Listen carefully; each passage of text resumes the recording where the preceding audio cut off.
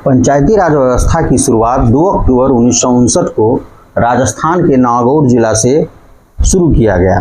इसके बाद आंध्र प्रदेश में शुरू किया गया, फिर अन्य राज्यों में भी इसकी शुरुआत की गई। 1992 में 73वां संविधान संशोधन के माध्यम से पंचायती राज व्यवस्था को ज़्यादा प्रभावशाली और शक्तिशाली बनाया गया। पंचायती राज व्यवस्था को एक नई अनुसूची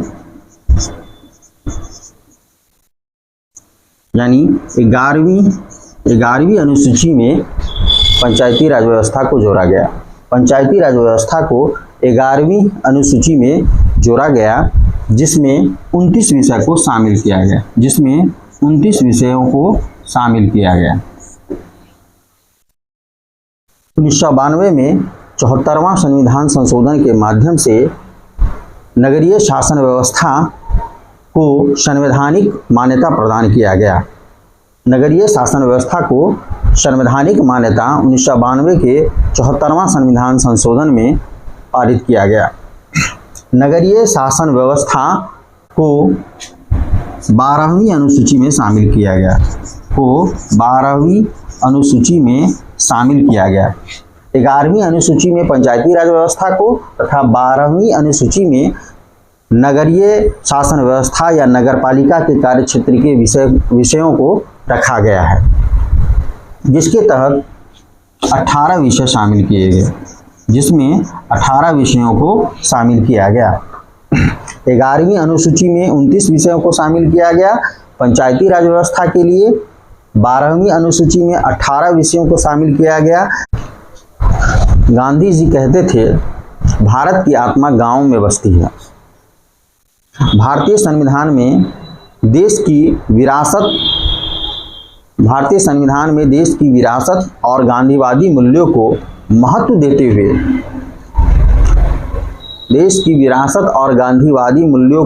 देते हुए स्थानीय स्वशासन को राज्य के नीति निर्देशक सिद्धांतों के अनुच्छेद 40 में इसे शामिल किया गया। राज्य के नीति निर्देशक सिद्धांतों के अनुच्छेद 40 में स्थानीय स्वशासन को स्थान दिया गया है। साथ ही स्थानीय स्वशासन का दायित्व राज्य सरकार को सौंपा गया है। वह राज्य सरकार को सौंपा गया है।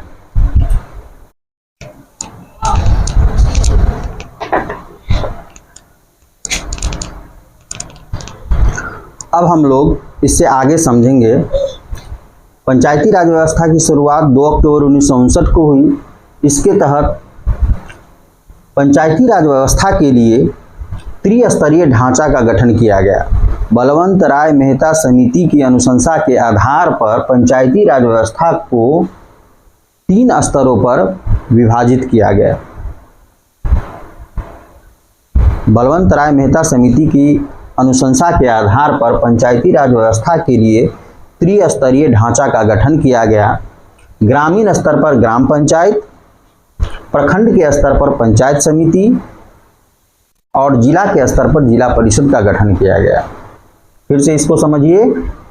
पंचायती राज व्यवस्था के लिए त्रिस्तरीय ढांचा का गठन किया गया। ग्रामीण स्तर पर ग्राम पंचायत, प्रखंड के स्तर पर पंचायत समिति और जिला के स्तर पर जिला परिषद का गठन किया गया। जिस प्रकार पंचायती राज व्यवस्था के 3 स्तर हैं, उसी प्रकार से नगरीय शासन व्यवस्था के भी 3 स्तर है। पहला नगर पंचायत, दूसरा नगर परिषद और तीसरा नगर निगम।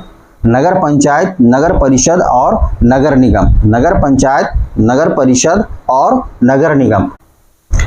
ऐसा क्षेत्र जो गांव से शहर का रूप ले रहे हैं, उस क्षेत्र को नगर पंचायत घोषित किया जाता है। फिर नगर पंचायत ही जब बड़ा रूप धारण कर लेता है तो वहां नगर परिषद का गठन किया जाता है, अर्थात छोटे शहरों के लिए नगर परिषद का गठन किया जाता है। फिर बड़े शहरों के लिए, जिसकी आबादी बहुत ज़्यादा हो, उसके लिए नगर निगम का गठन किया जाता है। ऐसा क्षेत्र जो गांव से शहर का रूप ले रहा हो, वहां नगर पंचायत का गठन किया जाता है।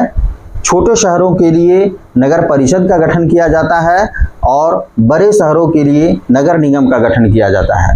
नगर पंचायत के लिए आबादी 12,000 से 40,000 के बीच होनी चाहिए। नगर पंचायत के लिए आबादी 12,000 से 40,000 के बीच होनी चाहिए। और नगर परिषद के लिए 2 लाख से 3 लाख तक की आबादी होनी चाहिए। नगर परिषद के लिए आबादी 2 लाख से 3 लाख तक होनी चाहिए। नगर निगम का गठन चूंकि बड़े शहरों के लिए किया जाता है, इसलिए नगर निगम के लिए वहां की आबादी 3 लाख से अधिक होनी चाहिए। नगर निगम के लिए आबादी 3 लाख से अधिक होनी चाहिए। तो इस प्रकार आशा करते हैं कि हम पंचायती राज व्यवस्था या भारत में सत्ता का विकेंद्रीकरण से संबंधित जो भी प्रश्न हैं, जो भी सामान्य प्रश्न हैं, कम से कम इस पूरे वीडियो में उतना प्रॉब्लम तो निश्चित रूप से सॉल्व कर दिया गया है। आशा करते हैं कि आप लोगों के लिए यह वीडियो काफ़ी फायदेमंद होगा। बहुत बहुत धन्यवाद।